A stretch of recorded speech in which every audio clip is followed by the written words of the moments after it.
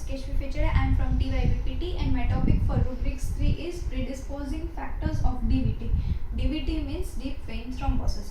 First of all, the introduction of a DVT. Deep vein thrombosis occurs when a blood clot forms in one or more of the deep veins in the body, usually in the legs. The symptoms of the DVT is it causes leg pain or the swelling. Sometimes there are no noticeable symptoms. Now, the deep vein thrombosis can be serious because the blood clot in the vein gets lodged off. Now, this lodged off blood clot can travel through the bloodstream and got stuck into the lungs, which blocks the blood flow, and it causes pulmonary embolism. When deep vein thrombosis and pulmonary embolism occurs together, it's called venous thromboembolism. Now, causes. Anything that prevents blood from flowing or properly clotting can cause a blood clot.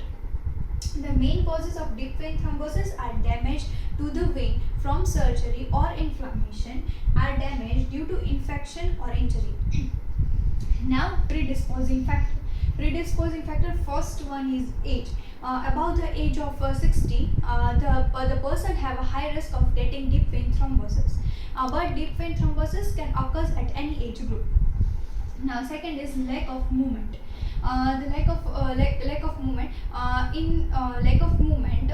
If we don't move our part or our legs for longer period of time, it causes the risk of getting deep vein thrombosis.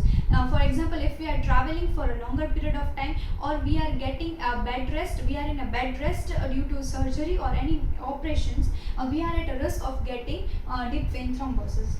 Now, any injury or surgery. Injury or surgery to that vein can cause a risk of getting deep vein thrombosis. Now, fourth one is pregnancy.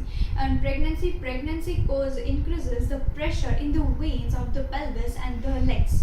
Now, this risk can continue from pregnancy up to 6 weeks after the baby is delivered. So, pregnancy also have a risk of getting deep vein thrombosis. Now, the fifth is birth control pills or hormone replacement therapy. It increases the blood's ability to clot. Now, sixth, being overweight or obese. Being overweight or obese, it also increases the pressure in the veins of the pelvis and the legs. So, we can get deep vein thrombosis. Now, smoking. Smoking disturbs the blood flow, so it increases the blood clot. Now, the eighth one is cancer. In cancer, increases the substance in the blood, so